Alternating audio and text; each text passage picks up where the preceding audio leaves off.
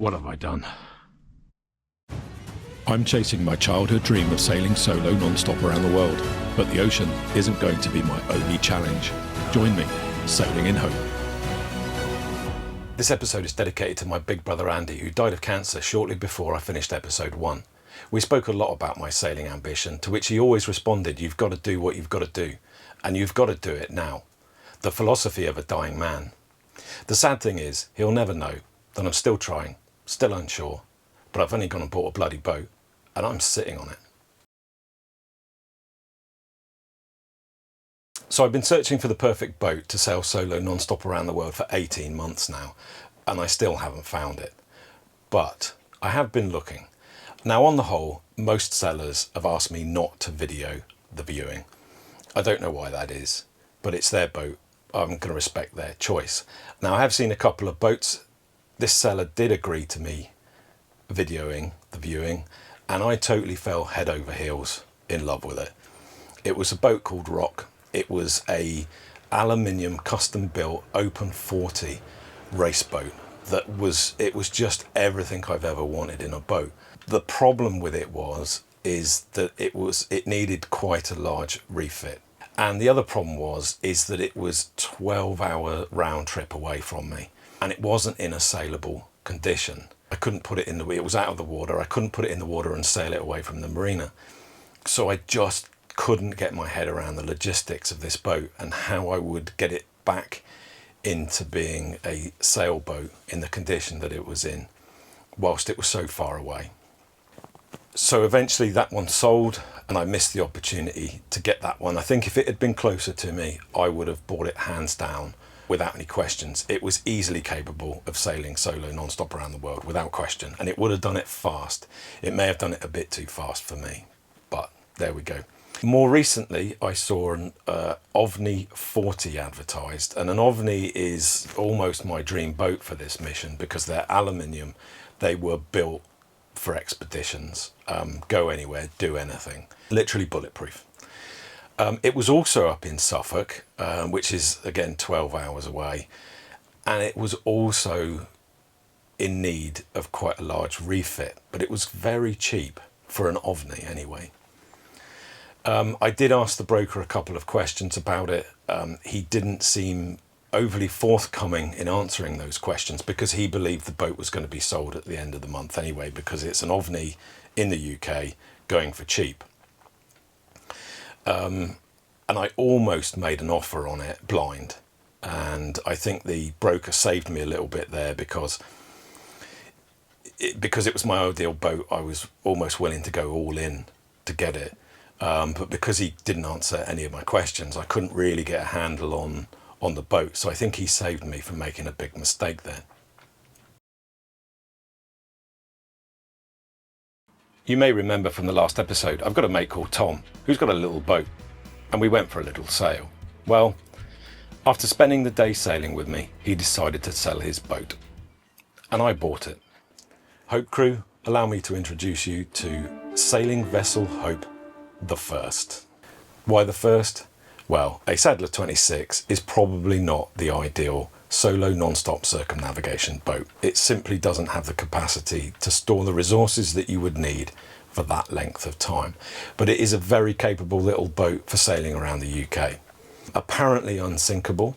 One of the yachting presses in the 1980s filled one of these up with water, and not only did it not sink, it carried on sailing. But was it the best idea? Oh, John, what have you done?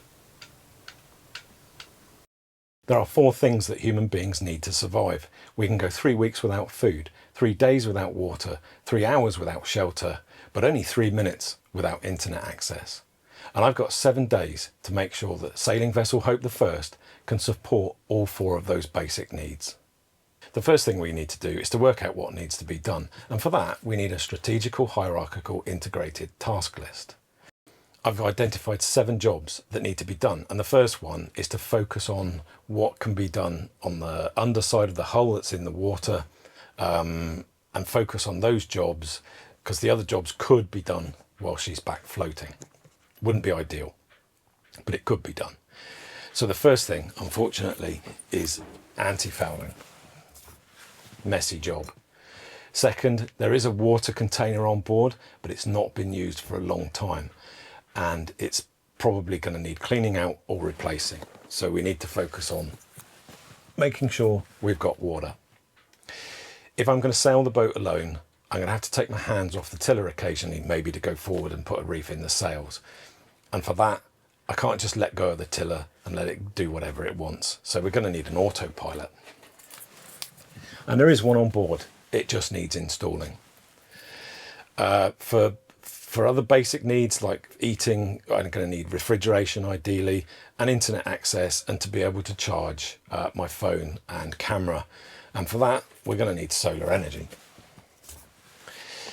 For cooking, there is quite a nice gas stove on board, but there's no gas, and it probably hasn't been used for several years. So we're going to need to look at the gas as well, although it's not a top priority job, because A, this can be done in the water, and B, I do have a gas stove that I can use whilst we're not underway, but I can't be sailing and cooking at the same time anyway. And finally, this is not a top priority job, even though it's to do with the under part of the hull, and there's a reason for that, and it's because I'm not going to need to sit down to use a toilet soon because of my surgery, and that's to have a look at the seacocks. They're very stiff. Just had the handover from the owner. The boat's still on the hard. The owner still needs to do a little bit of work to replace the cutlass bearing, but he's given me the tour of the boat. So now I've got to go through, find out everything that's on board, work out what's staying, what's going. This is the forepeak, pretty small. It's got the spray hood on it, which needs a little bit of work apparently. Look like cockpit cushions maybe, or the bench seat cushions. There's stuff in bags everywhere, so gonna need to go through all that. This is the toilet, pretty basic setup. It does have privacy blinds, but don't expect they'll ever get used. A small hanging locker, wet locker, and some oilies in it. We'll have a look through there later. I guess this is going to be my main seat. The table, depth sounder, it's a bit old but it works. VHF, the back of the Ray Marine gear. And then coming around we've got the galley. And then this bench here, which may eventually become kind of an equipment bench. I'm not entirely sure whether it's just going to stay as a cushion bench. We'll see. This is the quarter berth back here. It's got a whole load of sails in it at the moment. Don't know whether we'll be carrying all those sails because I'm not sure we're going to have room for them. So I guess we begin at the beginning. We'll start up the front, take everything out, see what we've got, create an inventory. Got my clipboard somewhere. Create an inventory of what's on board. If it's got a purpose, it stays. If it doesn't have a purpose, it's off.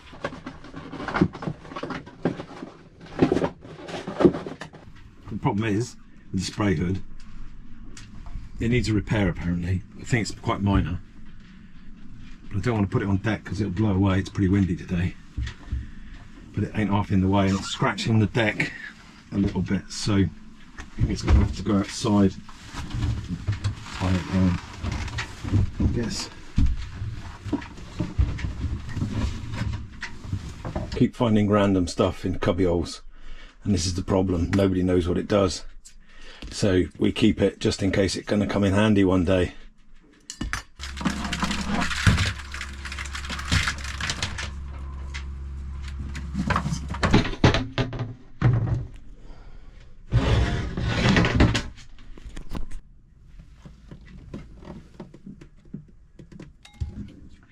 Compact and bijou.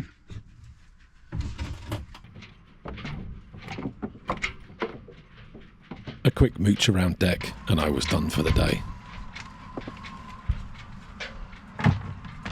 If you've watched previous episodes, you'll know that I'm due for major surgery, and that surgery is an ileostomy and total colectomy, the complete removal of my colon. And the reason for that is that I've lived with ulcerative colitis my entire life, my entire adult life, since I was 15. And at the moment, I seem to be going through what I believe is a really long-term, low-level flare that is just persistent and it won't go away, whatever medication we use to treat it. And I'll be honest, though, I've started to have second thoughts about going in for this surgery. I don't really want to do it. It gives me a headache thinking about what I should do. So I went in search of some answers, and I went to see a surgeon, my GP, and my gastroenterologist. The crux was, my gastroenterologist said, let's book you in for a colonoscopy so you can see for yourself what's going on. So that Saturday, I went in for a colonoscopy. I was chatting to the gastroenterologist whilst he was poking around and trying to get some advice out of him on what I should do. The outcome of the colonoscopy was that I still don't know what to do. Every day I change my mind. Sometimes I think this is the only way forward. Sometimes I think I don't want to do it. I don't want to do it. The health versus sailing ambition is kind of a hurdle race, and hurdle number one is dealing with ulcerative colitis. And I've got three options. I can stay on the medications. The problem with this is that the medications are delivered to a specified address and they have to be signed for by a specified person. So let's say it's stage 1, I'm sailing around the UK. I'm going to have to travel home just to sign for some medication, which is going to take 30 seconds, and then get all the way back to the boat. Now that could be a short distance, or it could be 2 days travel. Option number 2 is to have the surgery, trade the organ in the quest for the freedom that I so desire to do this sailing. But I don't really want to.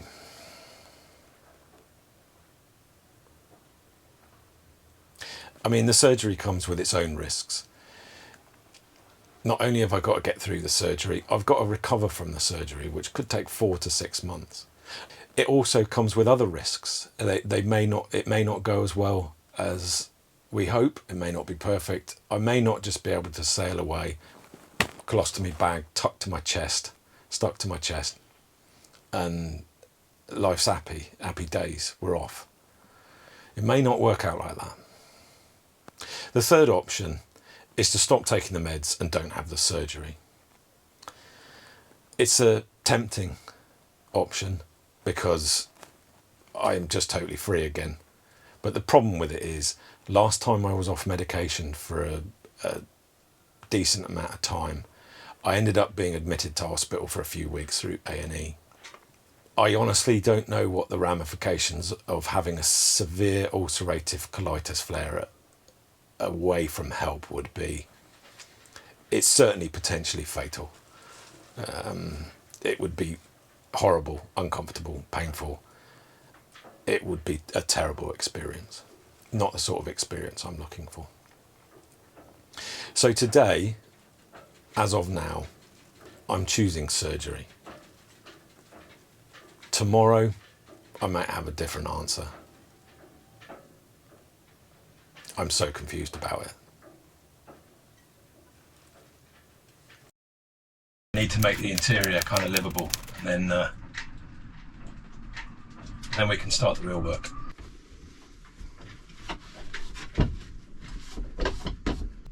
One thing I need to work out is where I'm going to sleep, and I have 3 choices.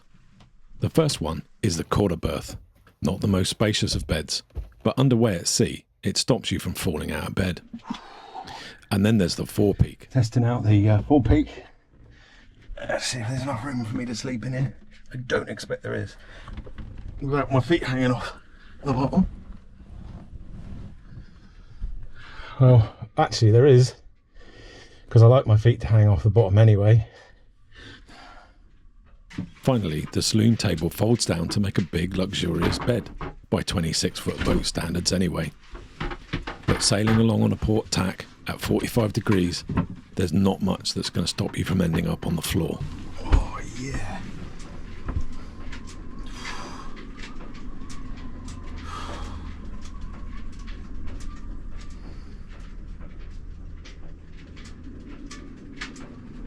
GoPro, stop recording. A few moments later.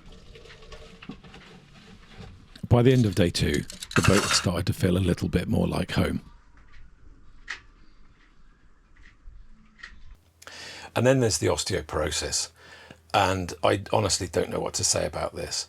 You may think I'm crazy for even thinking about sailing with osteoporosis. I don't know. I wish I did. I wish there was somebody that I could give me the answers, but there isn't. And until somebody in a white coat with a stethoscope around their neck says, you can't do this, then I'm going to continue trying. I don't know. The only thing I can do is to get out there sailing, and if I end up fracturing a hip or my spine, then we know that this is not a project that has much of a future.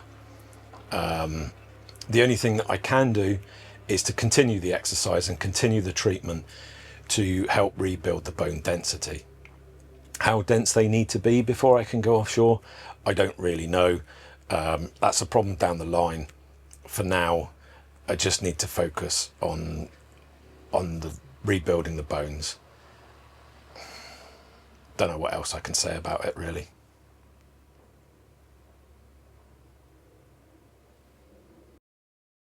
Job of the day is to prepare the hull for anti-fouling.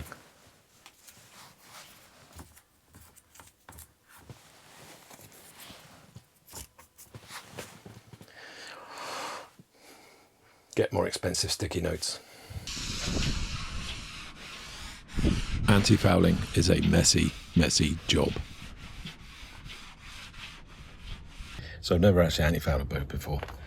And when this boat was lifted and pressure washed, it came out with lots of little chips. And some of them appear that they might be all the way down to the gel coat. Some of them is clearly old anti-foul or primer under there. But there's some that look a little bit glassy, and I'm not entirely sure, but it looks a little bit like this, and it could be the gel coat. So I've done quite a bit of spot priming. I don't know whether it's the right thing to do. The boat looks a little bit of a mess. I'm pretty sure everybody knows I don't know what I'm doing.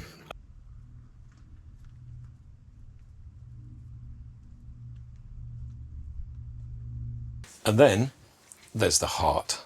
Now, I saw a cardiologist the other day, and I am going in for an echocardiogram soon.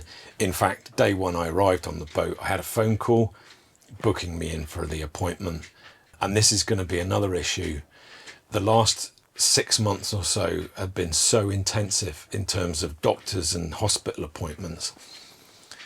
I can't keep traveling to and fro the boat if I'm sailing around the UK back to a hospital appointment.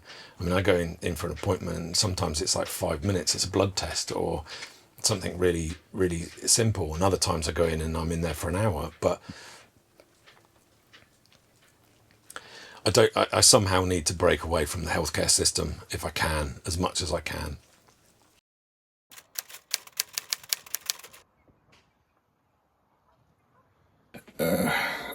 I want to finish the anti-foul whilst it's still a bit cooler in the mornings, because on the port side the sun hits the boat all day and it's like putting on treacle. I've only got about a quarter of a tin left. I'm hoping that I get a whole coat out of one tin, because there's expensive stuff down here, and I'd rather not have to pay over the top in the local chandlery for the anti-foul. So I got the inside of the kill plates to do, and a little bit on the stern, and a bit of the rudder that's left to do. So that's the plan once I get out of bed.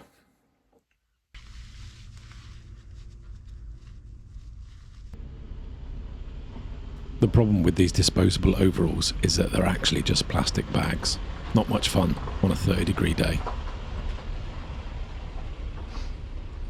So it's the afternoon of day 4. I've decided to get off the boat for a little bit and do some exercise in some woods locally. it's going to be one of the biggest challenges of being an anchor on a boat, is being able to get a shorter exercise on a regular basis. And I need the exercise to rebuild the bone density from the osteoporosis so that I can actually make this happen. So it's not something that I can really neglect, and I also need to be doing the weight training. And there's a double reason for this, because this is a kind of preventative measure against the spinal stenosis as well, because increasing the muscular strength around the spine is going to prevent a spinal stenosis flare, which would be extremely painful at sea. So I have to stay focused on the exercise and not become too bogged down in the boat. Although it's a bit of a race against time, I still have to stay focused on the main goal, which is sailing around the world. And without the bone mass increase and the preventative muscular strength against spinal stenosis, then that can't happen. So I have to stay focused on the main goal. I'm not doing very well at all. Quite disappointed in myself. I think my brain wants to carry on, but physically I'm just exhausted, which doesn't bode well for somebody talking about sailing solo non-stop around the world. I'd like to thank everybody who subscribed to the channel so far, and the support that you're giving me with your comments, particularly on TikTok, which kind of took off a little bit faster than I expected. I thought TikTok was all about dances and young people, but the amount of support that you are giving me is just incredible and truly humbling. I never thought that anybody would be interested in a, let's be honest, slightly chubby, old, broken man trying to relive his childhood dream. So I did 3.23 kilometers in 33 minutes and 20 seconds. Terrible. But in my defense, I started anti-fouling at 6 this morning. Been on the go since then. It's really hot. Excuses. I've just found a pack of manuals for the boat, one of which includes the ST1000 Plus Tiller Autopilot manual and installation. It doesn't actually look like it's too difficult. Here is the locating pin on the tiller for the autopilot. This is the autopilot with the push rod that fits onto the pin. So I can't do one-handed, so it fits onto the pin like that. This then has a pin underneath it, which has some leeway in it, but it needs to be mounted horizontally on the deck. So I've read the flaming manual, and what you get is a cantilever accessory. So if this is a cross section of the cockpit, and there's your tiller with the pin underneath it, and there's your tiller with the push rod connected to it. You can buy a bracket. Nope, not there. You can buy a bracket that will come off the side of the boat and fix the pin there. And you can cut the length of this cantilever as required so that you maintain the center position of the tiller. The problem is you can still buy them, but it's a 3 to 5 day delivery on them. And I'm wondering if it's something that I could make myself. But the only issue I have with that is that this was made by an original equipment manufacturer accessory to go with that particular autopilot, so they would have tested it and know how strong it needs to be.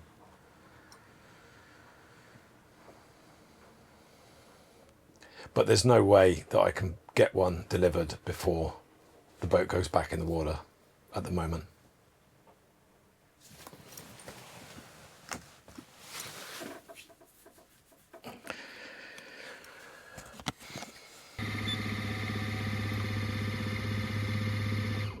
So I'm looking into the gas situation. It's a bit old, but it's a reasonably good gimbaled cooker. Here's a flexible wire braided pipe that goes into the back of the cooker. Obviously it needs to be flexible because the cooker moves, which goes into a copper. You can see it's copper because of the green corrosion.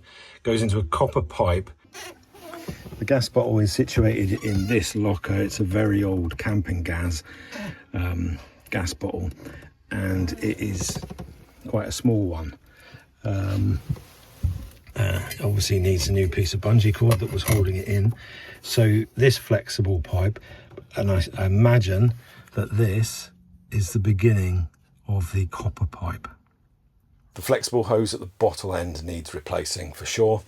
It's a little bit perished, and the bottle needs replacing. So I need to find somewhere that still sells those bottles. These are the two seacocks. That's out and that is in. They are both quite stiff. That one's not so bad. Actually, that one's not too bad, but they're stiffer than you want a seacock to be. To get these replaced, to get some on order and get them replaced, is probably going to take too long before the boat goes back in the water. Also, they worked when the boat came out of the water, so there's no reason why they shouldn't work when the boat goes back in the water. And I think sometimes it might be a case of don't touch what ain't broke, or in this case, don't touch what's a bit broke. One job that I didn't really get round to, and that was looking at the water tank, which is actually a water bag. And I think the best course of action for the water is to replace the bag entirely. I suspect perhaps I'll get to a stage where I can take it off and see what kind of condition it's in. But I don't want to risk any sort of waterborne disease or illness from that. I've got enough of those already without adding to the problems. So I'll either replace the bag, but for now, it's just going to be a case of using jerry cans full of water. My biggest concern at the moment is the fitting of the solar panel. It's a 1 meter by 50 centimeter panel. It's quite big. And the only realistic place that I can mount it is on the push pit, which I think is achievable if we move a few things. We're gonna need to move the outboard mount because that's right in the way. And then there's a stem there's a stainless stem where the flagpole goes for the ensign. That's right in the middle. That's kind of in the way. It certainly would be if the flagpole was in. And then the biggest problem is the navigation light, because obviously we can't obstruct the navigation light. Opposite the toilet is the hanging locker where I am proposing to put the lithium battery. Plan is to have 2 strips of marine ply here drilled to the bulkhead and create a platform out of another piece of marine ply across here, on which the battery will sit. The principle is, if that's the battery, I'm going to have a piece of ply at the bottom of the battery with some blocks on all 4 sides of the battery to stop its lateral movement, so it can't move that way or that way. And then I'm going to put some webbing strap underneath there, strap the battery down to that block, and then that block will be screwed down or bolted down to another piece of ply so that the battery is secured to that block. It can't move up, can't move down, can't move that way, can't move that way, and it can't move that way. Oh, I don't know. And then there's the spinal stenosis. And I had an appointment with orthopedics the other day, and the crux of it was quite simple. No further action at this time. So I have a degenerative condition in my spine where the gap, where the nerves come out and the vertebrae kind of is closing. And I have that in my neck and my lumbar. And what it does is twice I've had a flare on it, and it is so painful. It is unbelievable. It's like the worst pain I've ever experienced. Nerve pain is, I have to lie in bed and I can't move. I have to keep my head in one position, and I can't move it. And lying in bed for a week, not in the one position, is horrible. But there's nothing that we can do about it at this time. The guy said to have surgery on your spine, given where you're at this moment, is not something that we would advise. And I'll be honest, I don't really want spinal surgery either, given that I've already got surgery coming up. So it does cause me other problems. I can't feel my left hand. I have numb sensation in my thighs. But for now, I'm just going to have to live with it. If I had a flare at sea, mid-Atlantic, I honestly don't know what the outcome of that would be. I honestly don't know. It is very, very painful. Just moving is painful. A boat in the Atlantic is not known for its stability and its steadiness. It's going to be constantly moving. It would be terrible.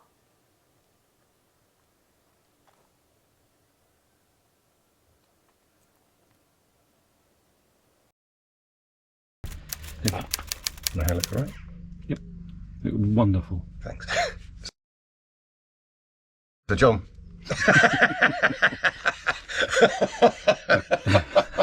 Okay, should we get somebody else to do this? Take two. Hey, Joe, I'm going to fit the cutlass bearing today. So I got some super lube inside and out, and hopefully we'll just tap it right on in. So I'm just going to fashion a drift. I have a nice bit of softwood, just so we can gently tap that in. Not going to do any damage. So a nice bit of softwood will hopefully solve that for us. I've known Tom for a lot of years and we have a lot of fun. But whenever he's trying to explain something to me, I see his mouth moving, but all I'm hearing is beady beady beady beady beady beady.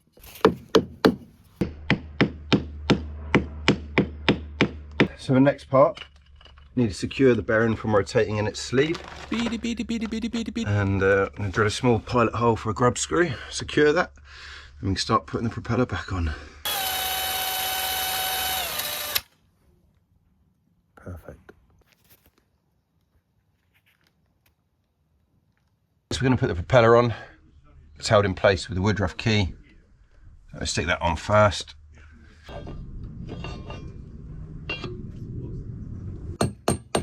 Yep, it's nicely seated there.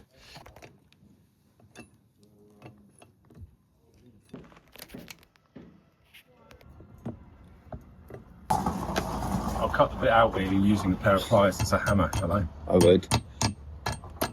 So we should tighten back up the rope cutter. Now we're ready to connect the shaft to the gearbox. That's a two-man job. Little tap in.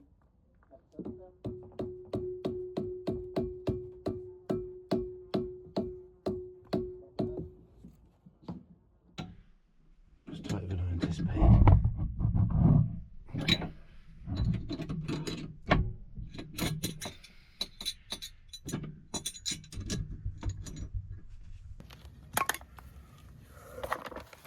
It's an advanced technique.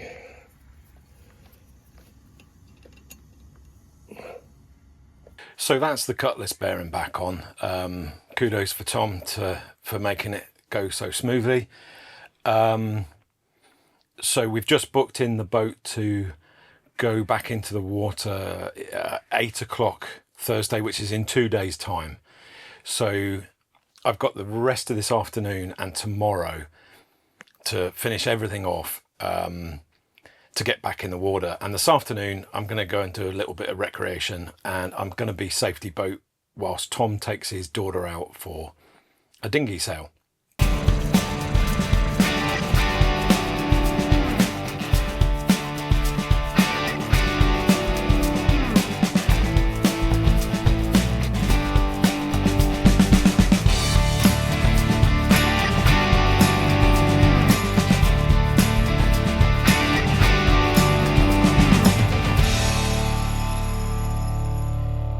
So it's the last day of the mini yard period.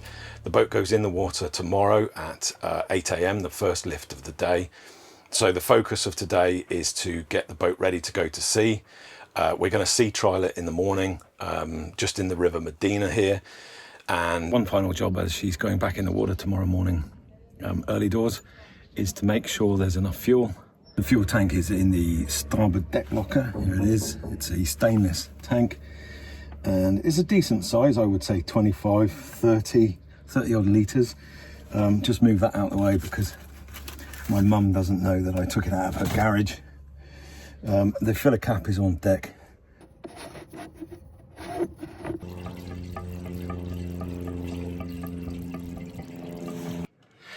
So I can just see the top of the fuel just at the end of the filler tube. So I think that's enough.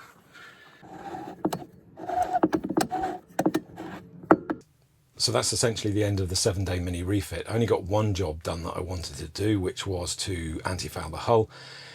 The other jobs, I wasn't really expecting to get them finished because I am in a yard with minimal tools and access to materials and workshop. But really the goal was to get everything that I needed planned, so dimensions and the layout of the boat and where I was going to put things. And now I've decided that I can head home for a short while because I've got 2 appointments, a dental appointment and a cardiology appointment. And then I can create the things that need to be created to mount the battery, the solar panel and the autopilot. And then I can come back when she's back in the water and finish off those little jobs and the adventure can begin. Me, sailing vessel Hope the First, and you, the Hope crew. When I decided to chase my childhood dream of sailing solo non-stop around the world, I came up with the name Sailing in Hope. I'm often asked, what are you hoping for? To which I usually reply, I'm hoping to stay alive. But after 18 months of searching for the perfect boat and never finding it, I started to lose hope that this dream would ever leave the dock. Then I began to realise what hope really is. Hope isn't the belief that one day everything will be perfect. It's the belief that tomorrow might be a better day. So I stopped waiting for the perfect moment that never arrives and started small instead. And I suppose hope comes to us all in different ways. For me, it arrived in the form of a scruffy, old, imperfect boat named Sailing Vessel Hope the First. But the trouble with hope is that it lives in the space between dreams and reality. It asks you to believe before you know, to risk disappointment, to risk shattered expectations. Or in my case, a shattered spine from these osteoporosis-ridden bones. Time to go on a sea trial. Fingers crossed, Tom put this cutlass bearing back on right.